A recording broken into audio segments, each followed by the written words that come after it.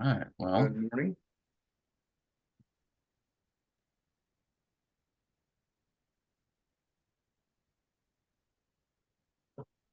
Good morning, everybody. Who's filling in now?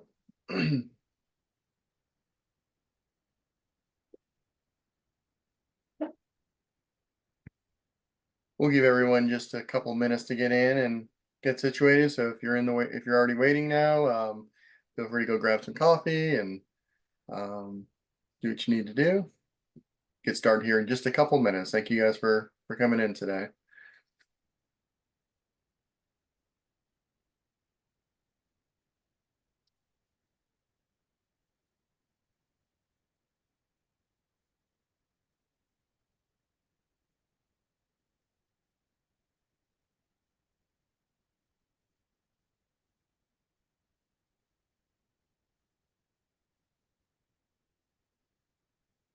And while we wait too, I got a little bit of a poll. I'll go ahead and I'll launch it now. You'll see it on Zoom there. But how many of you have heard of active deterrence cameras? Is this a new concept for you, or is this something that you've never heard before?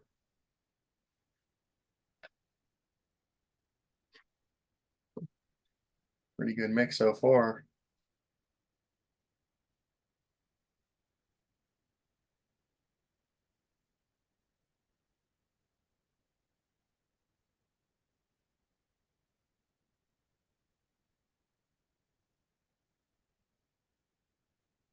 Okay. Thank you for participating in that. Pretty close to even almost. Got 42% says yes and 58% says no. So hopefully everyone here will learn some of that, as well as some of our other stuff we'll go over when it comes to these sort of solutions to actively protect the facility. So I'll go ahead and close this now, and I think now's a good time to get started, Dylan. yeah, I'd say so. Yeah, let's Okay. get into it. Yeah, so let's go ahead and get started today. Today's agenda, we're going to be talking about using video surveillance to provide active protection. And so to do that, we're going to go over a brief history of why this is more feasible today than it has been in the past. We'll talk about active deterrence, the notifications you can get now from our systems, as well as a service that we offer called remote guarding that kind of brings it to another level in terms of active protection. And so before we go into that, about SCW, if you're first time interacting with us, we're a value-driven company, excuse me, that provides end-to-end security solutions. So whether you're looking to self-install this, if you're looking to resell or get installation yourself, we can help provide that service and provide it end-to-end for you. We have dealer programs along with a world-class support team that can help get everything started with you and walk you through everything that our systems can do. So let's start with that history, right? So before, when I first got into this industry, a little over almost 11 years now, actually, cameras were like a passive deterrent. And we used to talk to customers about like, well, you know, there's not something there that's going to like yell at a person or anything back then. And it was more about the cameras being visible and being a passive deterrent to say, hey, maybe I don't want to break into this business, or I'm this. They obviously have cameras. I don't want to be on that one. That was kind of the extent of the deterrence, right? Very passive. And in reality, even today, only a small amount of the cameras out there are actually actively monitored, whether that's through a guard or a service. So in a way, that's still kind of the true nature of security cameras for most of them, is that they're passive deterrents. And due to that, they basically only record evidence. So, you get your evidence and that's great, but they're not actually there to necessarily prevent incidents. And um, one of the reasons why I think that is prior to the last couple of years when analytics and better functions have trickled down to even our most popular models, we used to have to rely on something called motion detection, which was essentially if a pixel change in an image, that is motion detection. And what that led to is that bugs, snow, rain, sleet, everything you can imagine, anything in between would set it off. So if you're trying to set something off like a light or an alarm sound or something like that based on motion, that thing's going to be going off all night. potentially annoying people around you, and then also just not being effective as well. Because if it's going off all the time, then it's not something that's going to sort of shock somebody, right? And so you would also wouldn't be able to use this for like notifications really. End up getting thousands of notifications over the course of a couple of days, and so it was very unreliable for most situations when it came to like active protection and active alerts. And so that's when the analytics, what's changed is the analytics have come in. So we went from cameras that didn't really have a lot of brains to them to having ones that had a lot more of a basis of analytics. And so when you have better analytics, the ability to be able to see, hey, that's a person, not a piece of rain or drop of rain, I should say, that can change what you can do. Because once you have better analytics, you have better events. And that's what has sort of allow these functions to sort of exist. So um, when you have better events, you can have better triggers too, and those triggers can include notifications to your phone or your email. Which we'll talk about warning lights, noises, and everything else we'll talk about here. And we see that in this example, this is a camera that's detecting a vehicle, a truck. And like as far as like what exists out there that supports these analytics. Our most popular 4 or 5 models all support the ability to detect whether it's a person or a vehicle rather than the noise, right? And that's kind of the start of everything. That's the basis of what you want to have when you're designing a system that has some form of active protection. And and the reason why is obviously this is gonna reduce the false alerts dramatically. And within these cameras, and we'll have information on which ones support which in the follow-ups. But there's a chipset within it that allows it to perform this function. There's no additional charges monthly to, utilize the people vehicle detection. So once you have that camera that supports it, you're good to go. And the analytic forms we have 2 different ones that come with this too. So there's a line crossing analytic where you simply just draw a line across the screen, and if somebody crosses it one way or the other, you can choose it. There's some customization options. Then that triggers the event or notification, whatever you want to do. The second part is something called intrusion detection, and you can see in the example here in the image where we draw sort of a box near the opening gate here, and you got some customization as well in terms of like the time threshold, sensitivity. So if you want somebody to say like, hey, I need somebody to be here for 5 seconds before it does a notification alert, because somebody walking by is okay, but somebody hanging out is not okay. And when you set these up, this is what's actually going to trigger the notifications and active deterrence, which we're about to talk about. And so section 2 of this is the active deterrence features. This is sort of the starting block of making things more active. And when these were initially released and the concept sort of came out, it was sort of almost a foreign concept to people who have been in the industry for a little bit, because we're like, huh, so these things can now go from recording something to actually like intervening to some degree. It was very different. And so when we have those better analytics and we have the ability to set that, hey, somebody needs to be around this area for 3 seconds before, a person needs to be around this area for 3 seconds before it alerts, we can set things off that we couldn't before. So these are cameras that generally have functions that use either lights, sound, or all of the above to help let that person know that number one, they're on camera, they're being recorded, and number two, that that there's potential consequences for them being there. And so we'll show some of the models we have here. You can see that what this looks like. This is a very, very dark area at this facility.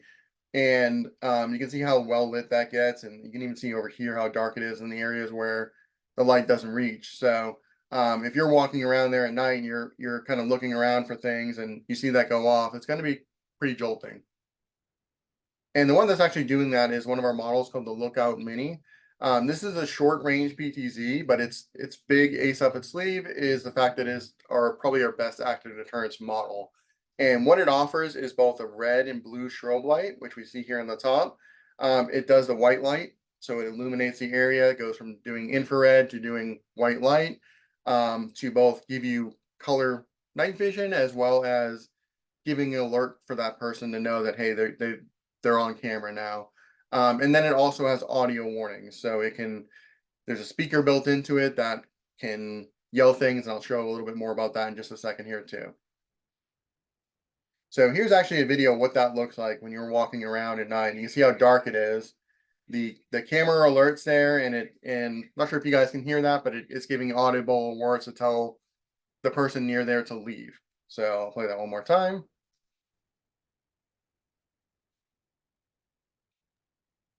Don't think the guys can hear it. Okay, yeah, it's yelling at me. Okay. So, and oops. So then,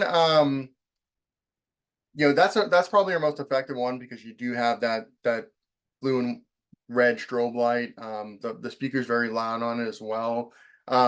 We also have, so that's like the one I would recommend in most situations if there's a specific hotspot area and that you need. But however, three of our most popular models also support active deterrence.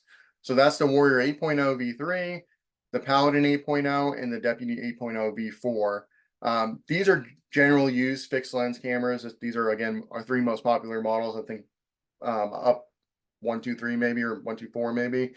And so these are general surveillance cameras that have active deterrence features. So you can put these kind of anywhere, and you can choose whether or not you want to use that active deterrence feature or not. And so they have a similar effect. They can turn on the white light at night. So when somebody walks in front of it, it will turn on the white light. There's no red or blue lights on this one. And then it also has an audio warning too. Now these are smaller cameras, so the speakers just simply aren't as large on them. So they're much shorter range, but they could be good for, inside rooms where maybe people shouldn't be in, or smaller areas, smaller alleyways and stuff like that, to let people know that they are being recorded and that they're seen as well. So, and this is what it looks like. So somebody entering into a building, and you can see that quite bright white light that goes in your face. You'll see kind of what it looks like there. And again, it's also giving the audio warnings there too. So it's yelling at me that I'm in an alert area and that I should leave.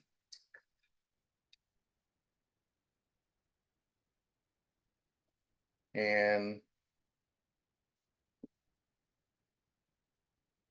so when we talk about that white light too, there's a couple of benefits to it. The number one benefit, of course, is that people are going to know that, hey, all of a sudden it's dark, like over here. You can see how dark that gets over there, and then all of a sudden this white light turns on, and I'm in a flashlight, like in a cartoon or something like that, right?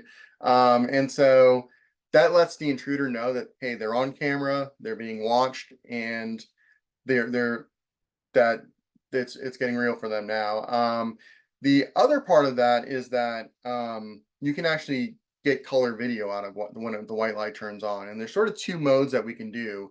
We can choose for that white light if you prefer having that color video all night. That white light can stay steady all night and stay on, or you can set it to where it's triggered by that intrusion detection or line crossing that we mentioned earlier.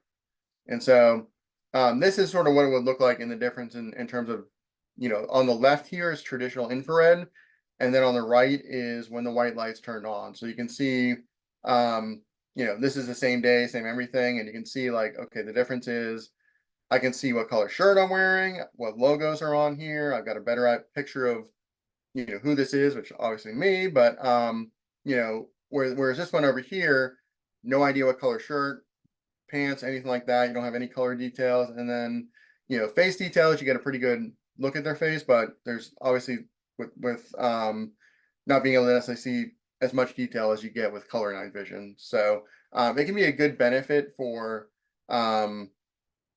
that as well, in terms of just being able to get color video.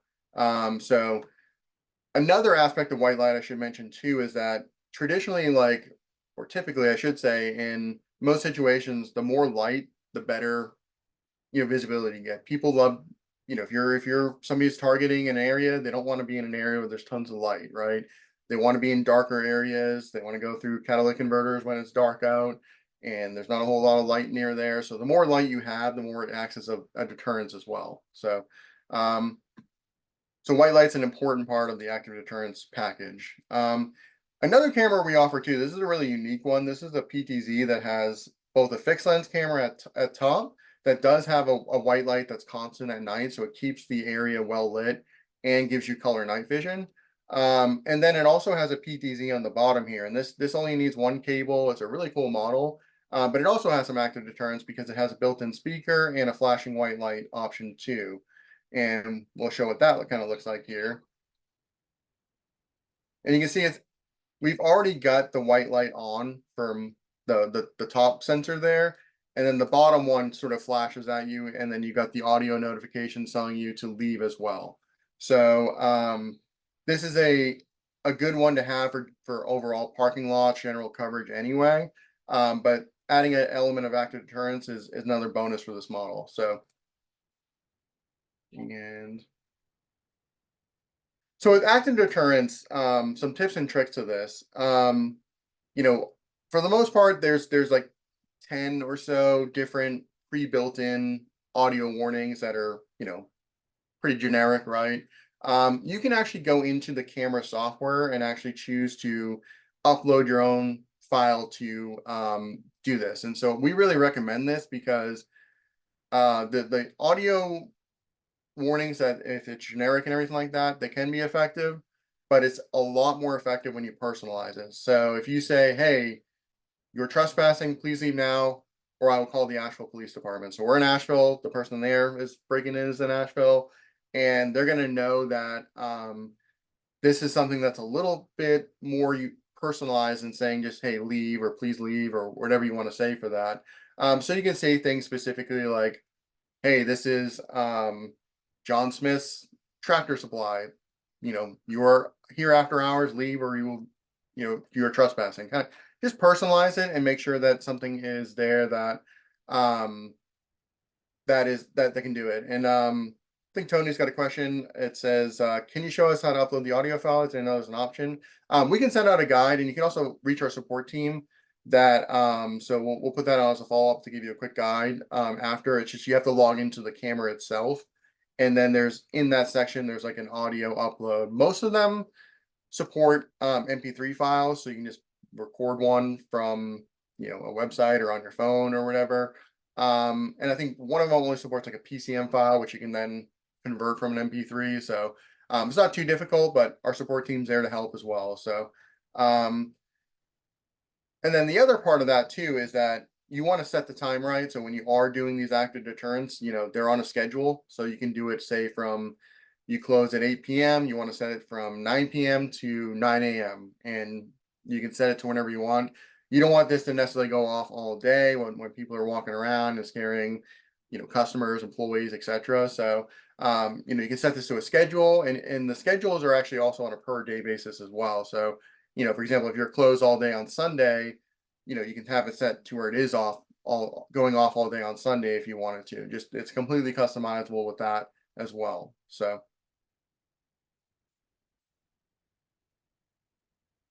the pros and cons of active deterrence. The real pro is that this is a really easy way of adding a very notable deterrence to your facility, right?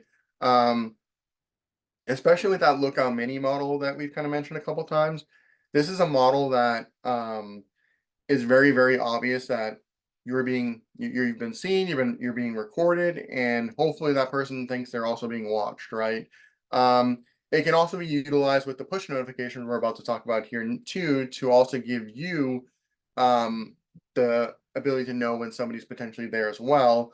Or even with like a local guard or a remote guard that's there, they'll be able to utilize that too to be able to see like, hey, I see that I've got a notification from that camera that somebody's been detected in front of it, and they'll be able to see it from that live stream, or even be able to, if they're making rounds around the facility, they'll be able to see that blue and red light go off and be able to kind of run to there as well. So um, the big consideration I would say with active deterrence is it's been around for a little bit, and um, some people are criminals, or word gets around that first couple of years we had this is probably like they were running away and thinking the police were there or something like that, right?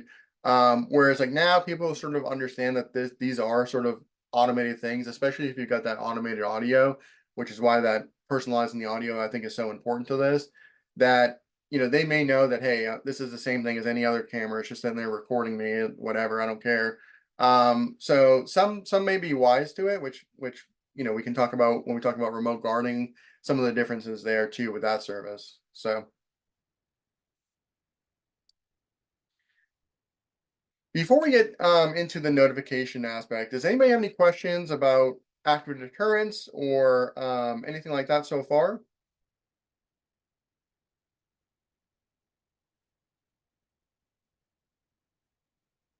You can use your Q&A section if you've unfamiliar with Zoom to put that in there, but looks like people are good so far.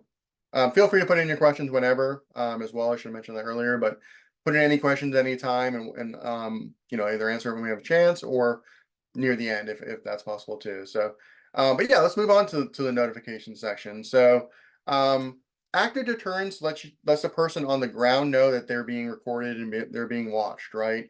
Um, Notifications can help you know when there's an event. So there are two main different notifications. We've got on our systems currently, we have both email and push notifications. And each type, when you set this up, you have to set that initial, whether it's line crossing, intrusion, to actually trigger a notification. Um, but once you get it set up, you can choose to do either email or push notifications, or actually both if you wanted to. And so what's an email notification? Well, an email notification is sort of as the name implies, it's a notification that you'll get to your email inbox. And so it does require you to set up a sending email on the NVR.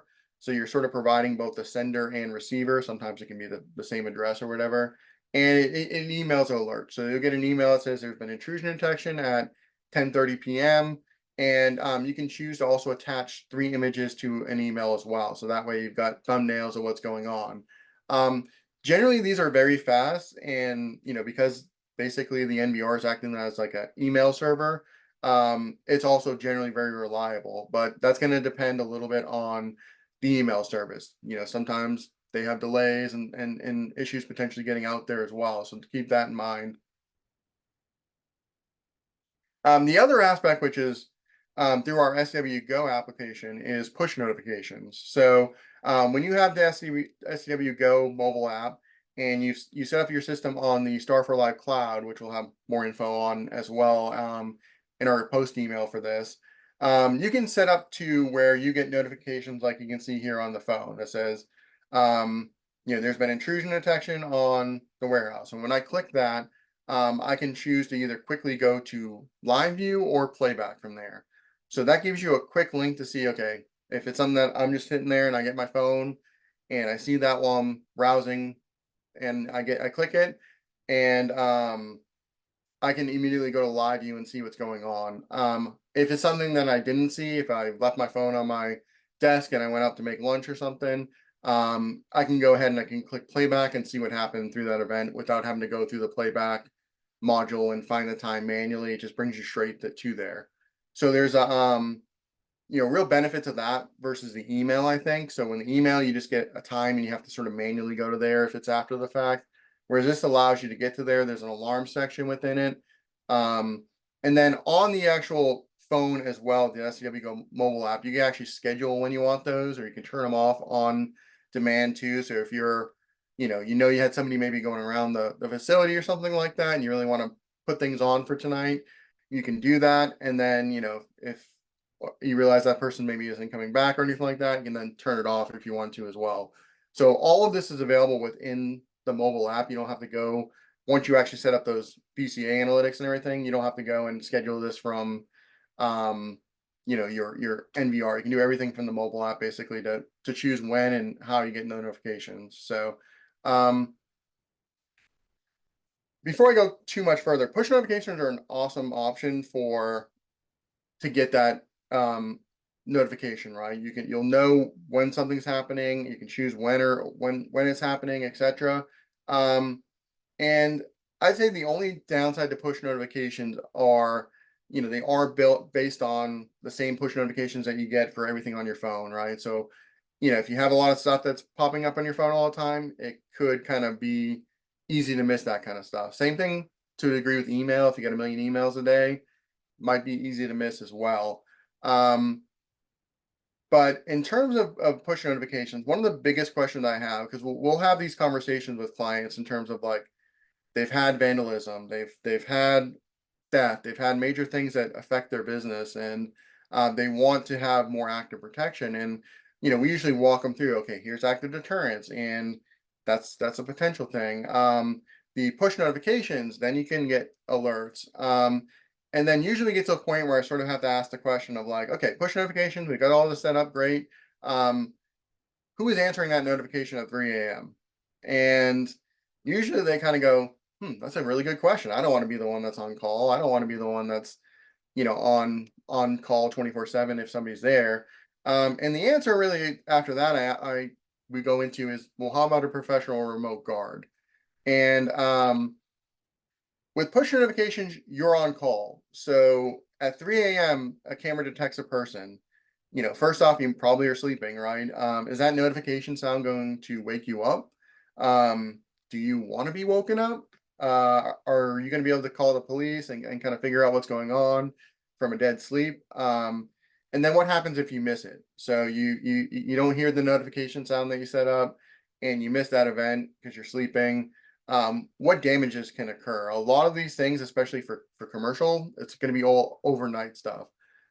It's the opposite of homes, where homes are broken in more so during the day when people are not there. Businesses are broken as well. So the Got a couple of professional remote questions in there. guard. Oh yeah, I was gonna say I just saw a couple of them. I can answer those now. Cool. So John asked, can I set the Admiral Pro to send me direct text messages? There's no text messages built into it. I do know that some providers, like for example, I know Verizon, there's a service called VText where you put in like your phone number at vtext.com or something like that. And what that does is it sends the email to your phone as a SMS. So you can look a little bit into that potentially. There's also other email to SMS forwarding services out there, but for the most part, we typically recommend the phone, getting the mobile app and doing push notifications instead of that because of the benefits I mentioned. And then Steve mentions I have a Viking 4 aimed down at the driveway, line crossing. Works great until a sunny day, windy day with shadows of limbs. So that goes into a little bit of what we mentioned with the analytics. And so the Viking 4 is one of our older models. We haven't sold that one for quite a while. And that didn't have the analytic capability that the new Viking, the 8 megapixel version does, or some of the other cameras do. So that one wouldn't, the newer stuff wouldn't detect the shadows and all that, the limbs and stuff like that, because they're only looking for people and vehicles, right? So that's kind of the key thing when we talk about if you are doing push notifications, or you just want better alerts and you want better recording. That's a really big step forward for that. As far as with your current model, you can maybe adjust some of the sensitivity and stuff. It's kind of difficult sometimes with those models. If the sensitivity is determining how big an object is. So if it is like a big branch that's kind of going across and the shadows going across, it's difficult for that to be completely, because it is still based, that line crossing on those older models are still just based on that pixel detection. So I would probably recommend maybe looking at, if it's a big important part of it, looking at the Viking 8 or another one of our models that do have that analytic capability that would probably dramatically improve what you're getting there. So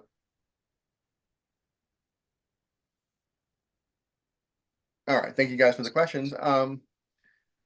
The other part of this, so when we're talking about these notifications and the fact that you're on call and what can happen and everything like that, usually the answer when I is like they don't know. There's not really a plan in place for somebody to be on call basically 24/7 if there's a notification. If you're a business owner, a small business owner, some people will take that on. If somebody's working at a school district, they typically don't want to be on call to if somebody's near buses or something like that.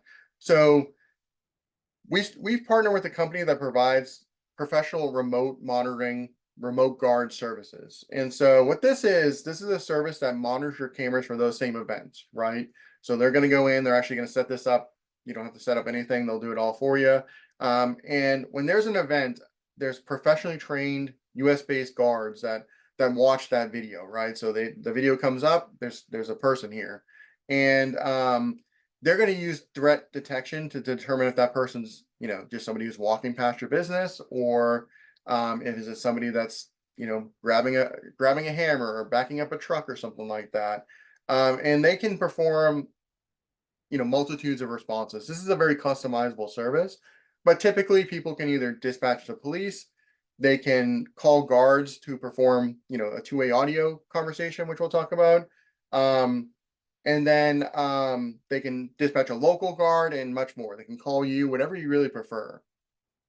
And so let's talk about the guards a little bit. There are 24/7, 366, if we have a leap year like this year, day options. So whether you need 24/7, you need just overnight, which is the most common option. We have flexible scheduling. Kind of tell us what you want. We'll give you a quote. This is from a UL listed monitoring station. Again, all US based, very well trained to understand the difference in threats and when that somebody's a threat and when somebody's not a threat. And of course, like I mentioned, very customizable. We have ones where people say like, "Hey, here's a picture of Steve. When Steve comes in, he's fine. Don't worry about him. He's our cleaner. He comes in at any hour of the night." And they give pictures of Steve. They give descriptions or pictures of the vehicle, and the guards are there. This is where the human intelligent parts of things come in. They know that that's Steve because they've got images and pictures of Steve's trucks and car. So you can really customize, tell what you really want, what the threats are, and anything from, for example, if you forget to close the gate, they can give you a call and say, "Hey, you forgot to close your gate. The gate's open." Lots of different things that this service can provide. And so the threat analysis part is, AI is great. It's getting better and better for video. This is sort of why we're able to do some of this stuff. But it's somewhat black and white right now. They can detect a person, they can detect a vehicle. There are some like threat analysis stuff out there, but it's not quite perfect yet. And so it starts with that people and vehicle detection. So when they get that notification, they're not sitting there staring at your cameras all night or anything like that for privacy reasons and obviously effective reasons. So they start with that same detection, right? They see it's a person or a vehicle, and they use both our onboard stuff along with, depending on the situation and area, another AI filter that they can use to make sure that they're getting good events and everything. And then that person's going to watch, that remote guard is going to watch that feed, and he's going to determine, again, all the different multitudes. For example, we have one where a customer is, he's a busy storefront. So at night, people are walking by it all the time. And, he wants to make sure that that person is just walking around it, or maybe just looking in the window. But if all of a sudden they're sort of looking at the doors and they're maybe trying the doors, or they're trying to peek in, or just something that seems a little suspicious, they want to know. And so there's a lot of different things you can do to customize it. And if it is determined to be a threat, this person is, trying to break into the door, or maybe it's an area where nobody should be at night. Of course, there's areas like that too, where there's no reason for somebody to be there. The response is, first, you have a bunch of different options. So if the camera does have a speaker, they can do what's known as a talk down. So with the active deterrence features, we talked about having that automated message, and even a personalized custom message, but that's all recorded, right? This is a little different. So this will say, "Hey, you in the blue shirt, we're watching you, leave now, or we're going to dispatch the police." And so when they realize it's a live person that's actually watching them, the effectiveness is much more increased. People typically don't ignore that. And so they can start with that. We also have options for external loudspeakers. So these are ones that you put on the side of the building, and you can hear them from very far away to help make sure that they hear them very loudly. And then from there, if for example, if that person leaves and they're going from trying to break into your facility to running away, that's a very big success for this. But if they don't, there's other options here too. So the next step that they can do, and again, customizable, is dispatch the police. So they're going to call the police with a verified alarm that says, "Hey, I'm watching this person try to break into this building right now," and that gives the police a better response versus unmonitored, unverified alarms.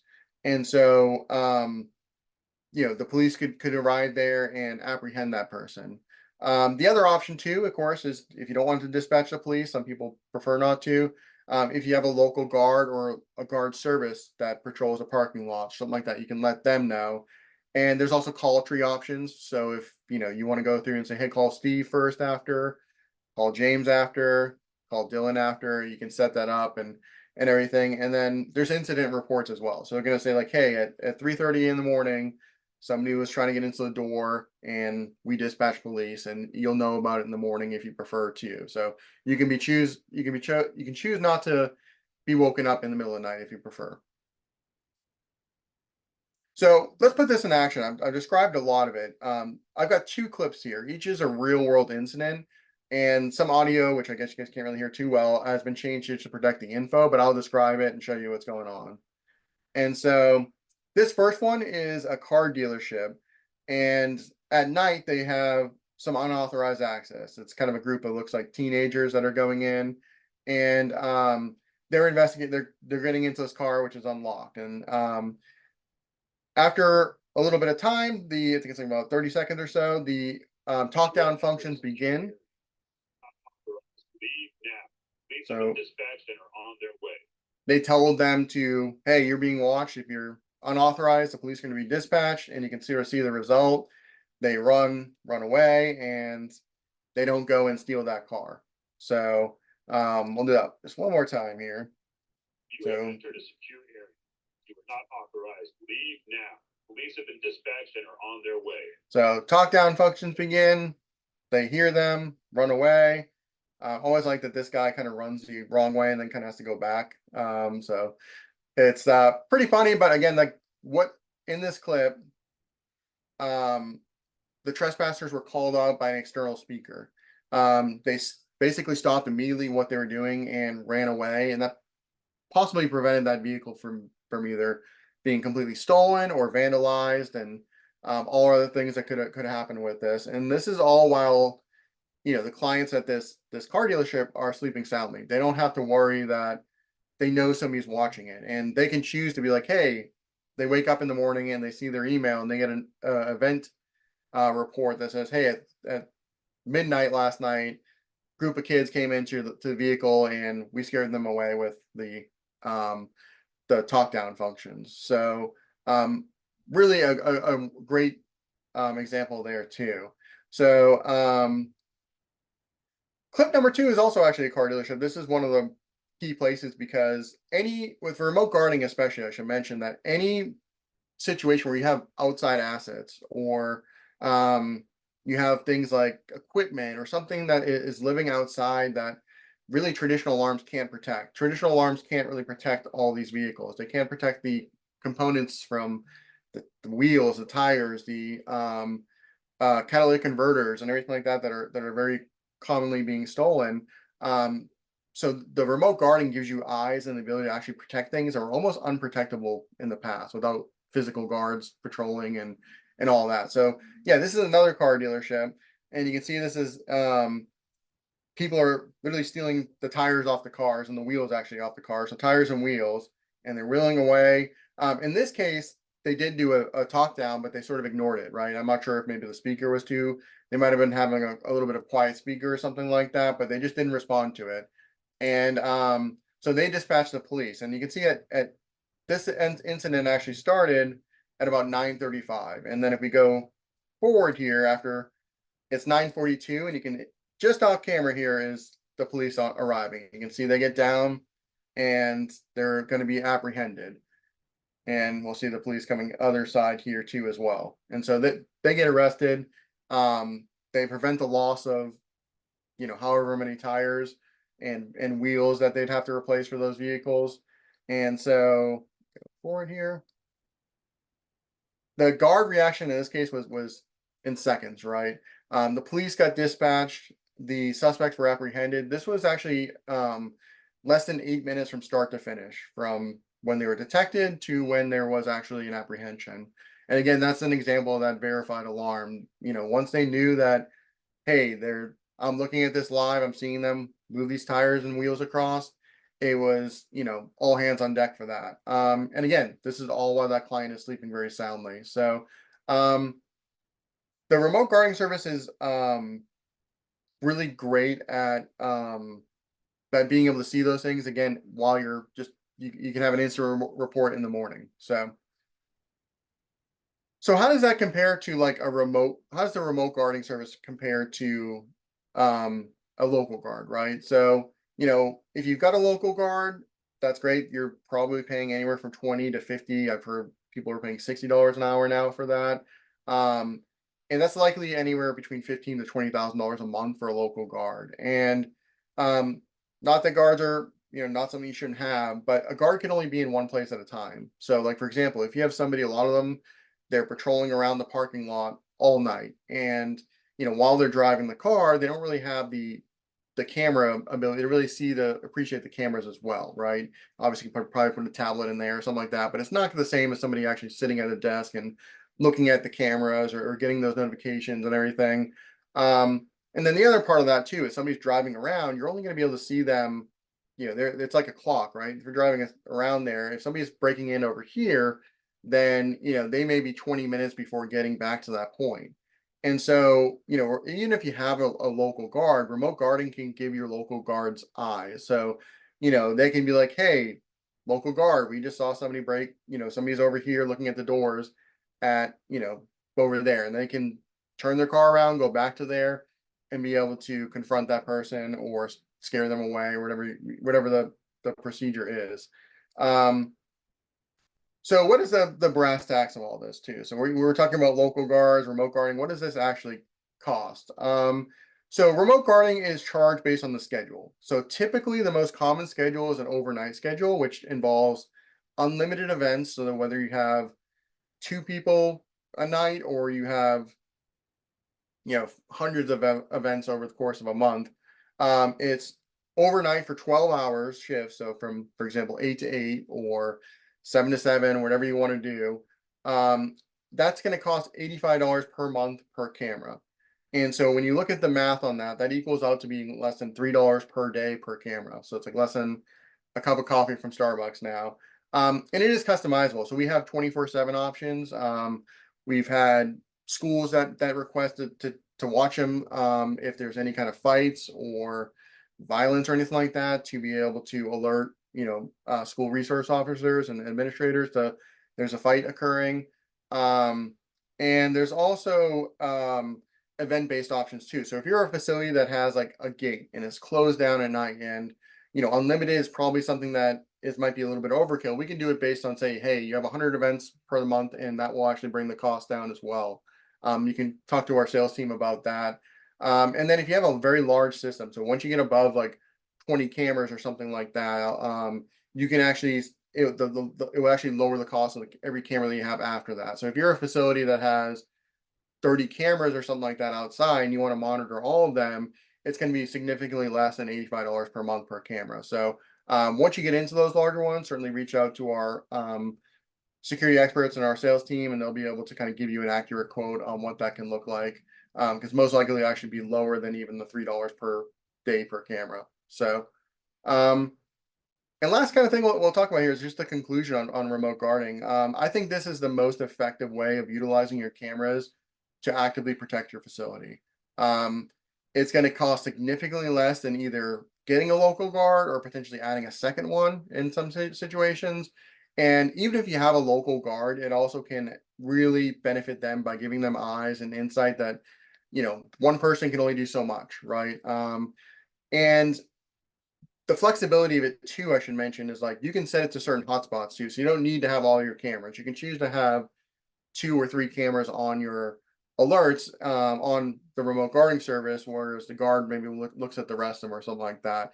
That way you sort of are lowering your cost but also getting a much more effective solution. And again, last thing I'll mention with that is like less than $3 per day per camera. That's again, like can't even get a latte at Starbucks for that anymore. So yeah, I think that concludes our main presentation here. Open up the floor to questions and answers if we have it for the time. And while those questions are coming in, we will be sending over a recording of the webinar and links to everything we talked about, guides and product links to things. So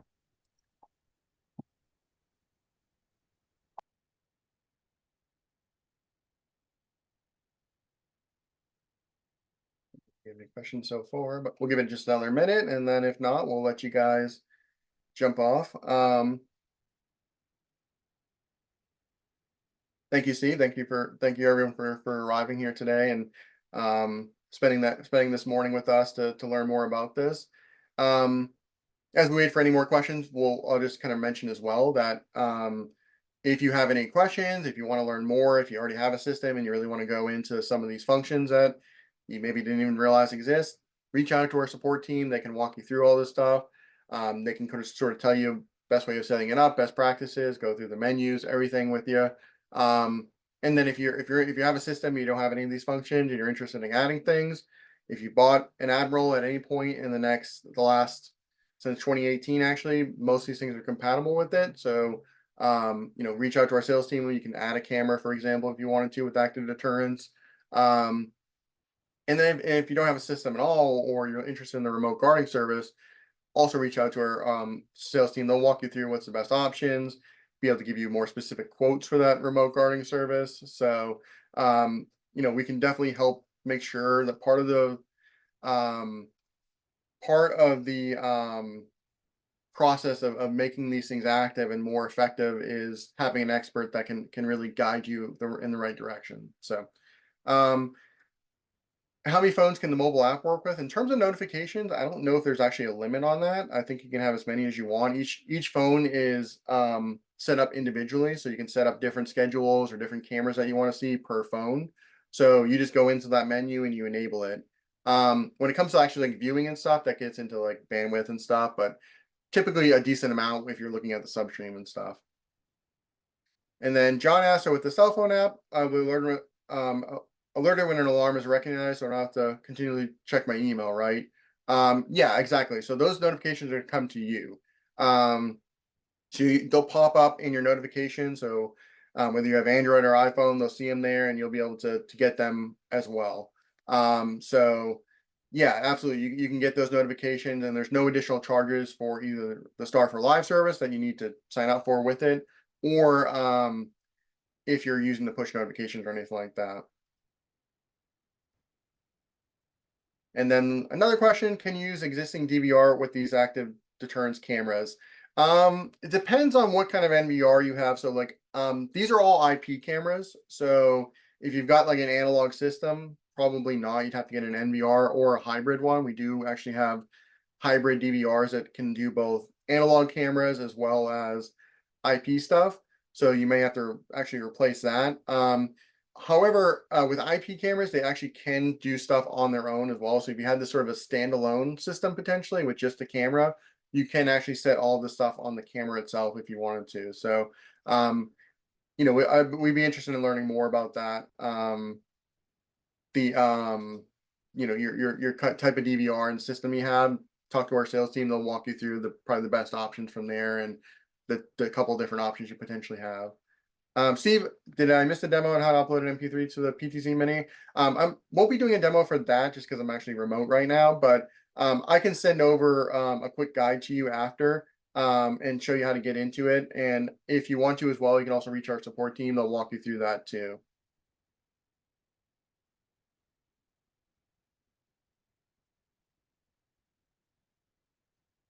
And thank you everyone for the questions. Appreciate it. Give it just another minute or two here and see if any more questions come in. Thank you, Scott, as well. Thank you for joining us this morning.